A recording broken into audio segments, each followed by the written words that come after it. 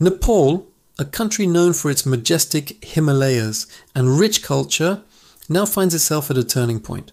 What started as a crackdown on social media platforms set off a youth-led uprising that has shaken the nation. This is the story of the Gen Z protests, their demands, the fallout, and what comes next. In early September 2025, the Nepali government issued a directive. Dozens of major social media platforms that had not registered under new rules must do so, or face a ban. Platforms like Facebook, WhatsApp, X, YouTube were among those affected. The government cited concerns over fake accounts, misinformation, hate speech. Many young Nepalis saw this not as regulation, but as an attempt to silence dissent. Add to this rising corruption, nepotism, limited economic opportunities, and a sense that the politicians and elite were not accountable. The tension, long simmering, boiled over. The protests erupt, 1:30, 3:30. Visuals, footage of crowds in the streets, burning government buildings, clashes with police, placards, chanting, ambulances, injured people, curfews. On September 8th, tens of thousands, especially Gen Z, took to the streets in Kathmandu and many other cities. What began as organized marches quickly escalated. Protesters tried to storm parliament. Police responded with tear gas, water cannons, rubber bullets, and in some cases live ammunition. Buildings were set ablaze, homes of politicians attacked, curfews imposed, chaos reigned in parts of the capital and major urban centers. Despite the government's ban being lifted after a few days, the anger ran deep. Human cost and fallout, 3:30, 5 Fuakau. Visuals. Images-videos of families of victims, hospitals, streets blocked, people gathering, interviews if possible. The cost has been high, dozens are dead, scores injured. Some reports estimate at least 19 people killed in early violence, with many more hurt. Beyond physical damage, there is trauma, anger, distrust. Social media users feel betrayed.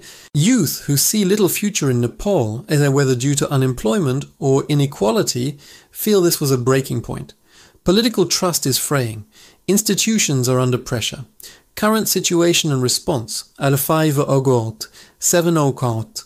Visuals, current calm or tension, government announcements, interim leadership, streets with fewer protesters, media coverage. In response to the unrest, the government lifted the ban on social media platforms. The Prime Minister, KP Sharma Oli, resigned. Some ministers and officials have stepped down or been asked to take moral responsibility. Curfews remain in some areas, talks of investigations, but lifting the ban and resignations don't erase the deeper issues. Young people are still demanding accountability for the deaths. They want real reform in governance, transparency, and economic opportunity. The mood is tense, hope, but also fear that old structures will find ways to reassert themselves. Why this matters. Broader implications. 7 Qasun, 8:30. What is happening in Nepal is part of a global pattern. Younger generations are pushing back against institutional failures, corruption, inequality, suppression of expression. For Nepal, this moment might define its future. If the aspirations of Gen Z are met, reform, justice, economic opportunity, it could shift governance, reduce corruption, reduce the brain drain, migration of youth working abroad, and improve trust in government. But if promises are broken, there is risk of further unrest, disillusionment, or political instability. Also, global attention matters. International organizations, NGOs, human rights groups are watching. Whether Nepal upholds human rights, free expression, and holds those responsible to account will affect how it's viewed on the world stage. Nepal is at a crossroads. The Gen Z protests have shaken the foundations of power. Bans lifted, leaders resigned, but the fight is just beginning.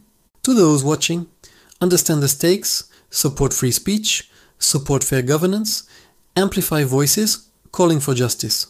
If you're Nepali, engage, vote, demand accountability, stay informed. If you're outside Nepal, share credible stories, support human rights groups, and help keep the spotlight on what happens next. Because change is possible, but only if people refuse to stay silent. The road ahead is uncertain. But the energy, the outrage, the hope, that's real.